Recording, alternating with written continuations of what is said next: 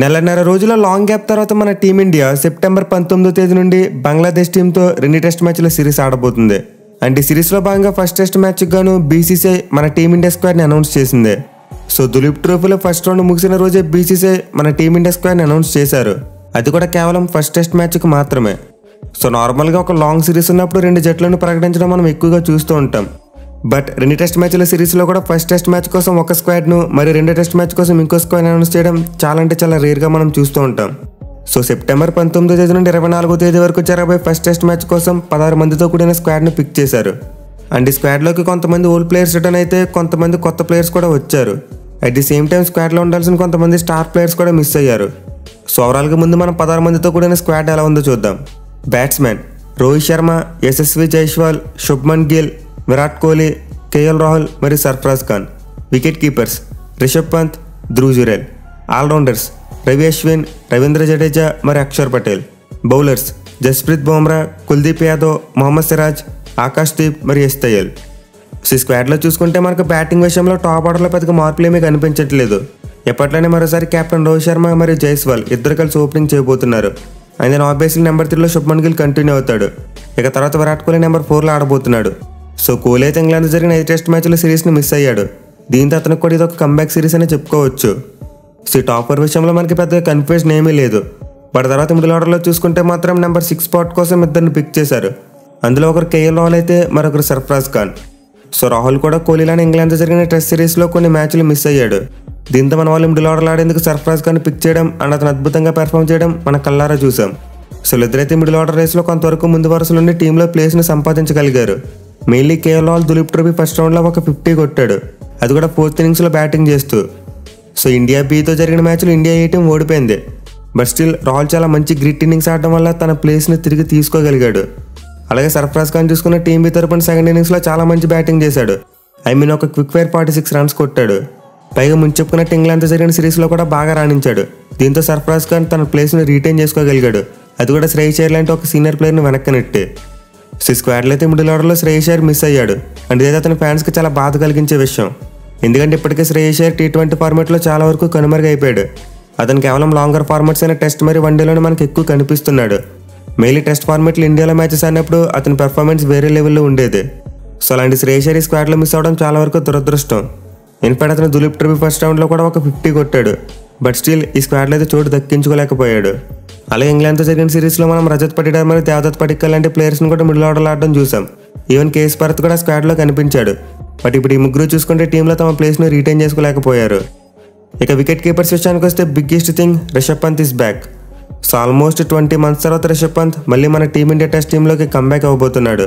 And obviously వేరే formats ఎలా ఉన్నప్పటికీ టెస్ట్ ఫార్మాట్లో మనకు అతనే బెస్ట్ వికెట్ కీపర్. ఆల్మోస్ట్ ప్రతి ఓవర్సీస్ కంట్రీలో కూడా సెంచరీ కొట్టిన రికార్డ్ అతని పేరు మీద ఉంది. అలాగే దులీప్ ట్రోఫీ ఫస్ట్ రౌండ్లో కూడా అతను ఒక మంచి క్విక్ ఫైర్ 50 కొట్టాడు. సో మనం ముందు నుంచి అనుకున్నట్టే రిషబ్ పంత్ ఫిట్గా ఉంటే కంబ్యాక్ ఇస్తాడు అనుకున్నాం, అండ్ అలానే కంబ్యాక్ చేశాడు. ఇక అతనికి బ్యాకప్గా ధ్రువ్ జురేల్ తన ప్లేస్ని రీటైన్ చేసుకోగలిగాడు. మెయిన్ ఇంగ్లాండ్ జరిగిన సిరీస్లో అతను ఇచ్చిన man of the match performance KS భరత్ను వెనక్కి నెట్టి అతని ప్రైమరీ బ్యాకప్ వికెట్ కీపర్గా మార్చింది ఇప్పుడు. సో మన టీమిండియా అయితే బ్యాటింగ్ పరంగా చూసుకుంటే చాలా స్ట్రాంగ్గా కనిపిస్తుంది. ఇక ఆల్రౌండర్స్ విషయానికి వస్తే మార్పులు ఏమీ లేవు, same to same. Ravichandran Ashwin, Ravindra Jadeja మరియు అక్షర్ పటేల్ వీళ్ళు ముగ్గురు మరోసారి మనకి స్పిన్ ఆల్రౌండర్స్గా కొనసాగబోతున్నారు. అండ్ ఇండియా గడ్డ మీద మ్యాచ్లు జరిగినప్పుడు ఈ ట్రైవ్ ఎంత డేంజరస్ మనందరికీ బాగా తెలుసు. సో మనకైతే స్పిన్ బౌలింగ్ విషయంలో ఎలాంటి ప్రాబ్లమ్స్ లేవు. ఈవెన్ 4వ స్పిన్నర్గా మనకి కుల్దీప్ యాదవ్ కూడా స్క్వాడ్లో ఉన్నాడు. అయితే పేస్ బౌలింగ్ విషయానికి వస్తే కాస్త సర్ప్రైజ్ చేసే విషయం జస్ప్రీత్ బుమ్రా టీంలోకి రావడం. సో మనమైతే రీసెంట్గా చాలా రూమర్స్ చూసాం బుమ్రా ఈ సిరీస్ నుంచి రెస్ట్ తీసుకునే అవకాశం ఉందని చెప్పి. బట్ అదైతే నిజం కాలేదు. బుమ్రా ఈ సిరీస్లో ఆడబోతున్నాడు. అయితే సాడ్ థింగ్ ఏంటంటే మహమ్మద్ షమి టీంలో చోటు దక్కించుకోలేకపోయాడు. సో సర్జరీ తర్వాత షమి సిరీస్ ద్వారా కంబ్యాక్ చేస్తాడేమనుకున్నాం. బట్ స్టిల్ అతనైతే పూర్తిగా రికవర్ కాలేదు, అందుకే స్క్వాడ్లోకి పిక్ చేయలేదు. ఇక బుమ్రాతో ఆబ్వియస్లీ సిరాజ్ను రెండో పేస్ బౌలర్గా పిక్ చేశారు. అయితే వీళ్ళిద్దరితో పాటు బ్యాకప్ పేసర్స్గా ఆకాష్ దీప్ మరియు యశ్ దయాల్ లాంటి యంగ్స్టర్స్ని పిక్ చేశారు. మెయిన్లీ ఆకాష్ దీప్ చూసుకుంటే దులీప్ ట్రోఫీలో చాలా బాగా రాణించాడు. బౌలింగ్లో 9 వికెట్లు తీయడంతో పాటు బ్యాటింగ్లో కూడా ఒక మంచి క్విక్ ఫైర్ ఇన్నింగ్స్ ఆడాడు. సో ఇంగ్లాండ్తో జరిగిన సిరీస్లో కూడా ఆకాష్ దీప్ తన డెబ్యూ మ్యాచ్లో చాలా మంచిగా బౌలింగ్ చేశాడు. అండ్ డొమెస్టిక్లో కూడా చాలా కన్సిస్టెంట్గా రాణించడంతో అతను 3వ పేస్ బౌలర్గా ఈ స్క్వాడ్లో చోటు దక్కించుకున్నాడు. ఇక 4th సీమర్గా చూసుకుంటే మన వాళ్ళు యశ్ దయాల్ని పిక్ చేశారు. అండ్ ఇదైతే చాలా వరకు సర్ప్రైజింగ్ విషయం. అందరూ కూడా లెఫ్ట్ ఆర్మ్ సీమర్గా హర్షదీప్ సింగ్ని పిక్ చేస్తారేమని చెప్పి అనుకున్నాం. బట్ హర్షదీప్ సింగ్ని కాదని మన వాళ్ళు లెఫ్ట్ ఆర్మ్ సీమ్ బౌలర్ కోసం యశ్ దయాల్ వైపు వెళ్ళారు. సో మన వాళ్ళైతే డెఫినెట్లీ టెస్ట్ ఫార్మేట్లో ఒక లెఫ్ట్ ఆర్మ్ 7 మీద ఇన్వెస్ట్ చేయాలని గట్టిగానే ఫిక్స్ అయ్యారు. అండ్ ఈ క్రమంలో నర్స్దీప్ సింగ్ మరియు ఖలీల్ అహ్మద్ లాంటి ప్లేయర్స్ తెర మీదకి వచ్చారు. బట్ వాళ్ళని వెనక్కినే టెస్ట్ అయ్యాలి ఈ స్క్వాడ్లో చోటు దక్కించుకోగలిగాడు. సో ఇంగ్లాండ్తో సిరీస్ అన్నప్పుడు స్క్వాడ్తో కంపేర్ చేసుకుంటే ఈ స్క్వాడ్ అయితే చాలా బలంగా కనిపిస్తుంది. అప్పుడు చాలా మంది మెయిన్ ప్లేయర్స్ లేరు. బట్ ఈ సిరీస్ కోసం మాత్రం మన వాళ్ళు చాలా మంచి స్క్వాడ్తో వెళ్ళబోతున్నారు. And obviously Duleep trophy first round యొక్క ఎఫెక్ట్ ఈ స్క్వాడ్ మీద కనిపిస్తుంది. సర్ఫరాజ్ ఖాన్, ఆకాశ్దీప్ మరి ఎస్టైల్ ఇలాంటి ప్లేయర్స్ దులీప్ ట్రోఫీలో బాగా ఆడడం వల్ల స్క్వాడ్లోకి వచ్చారు. ఎనీ స్క్వాడ్లో నాకు నచ్చని విషయం ఏదైనా ఉందంటే వైస్ కెప్టెన్ మెన్షన్ చేయలేదు. సో మన వాళ్ళు శ్రీలంకతో లిమిటెడ్ ఓవర్ సిరీస్ల కోసం స్క్వాడ్లను పిక్ చేసినప్పుడు వైస్ కెప్టెన్ మెన్షన్ చేశారు. అది కూడా మనకి ఫిక్స్డ్గా ఒక కన్ఫర్మ్ వైస్ కెప్టెన్ లేడు అనుకున్న టైంలో. బట్ టెస్ట్ ఫార్మాట్లో చూసుకుంటే మనకి చాలా కాలం నుంచి బుమ్రానే వైస్ కెప్టెన్గా ఉంటూ వస్తున్నాడు. కానీ సిరీస్ కోసం మన వాళ్ళు బుమ్రాని వైస్ కెప్టెన్గా మెన్షన్ చేయలేదు. సో ఇదైతే చాలా వరకు డిసప్పాయింట్ చేసే విషయం. మన వాళ్ళు రెండో టెస్ట్ మ్యాచ్ కైనా వైస్ కెప్టెన్ మెన్షన్ చేస్తే బెటర్. ఎందుకంటే రోహిత్ శర్మ WTC 2025 తర్వాత టెస్ట్ ఫార్మాట్లో క్యాప్టెన్సీ వదిలేయొచ్చు. అండ్ దెన్ మనకు ఒక కొత్త కెప్టెన్ అవసరం పడుతుంది.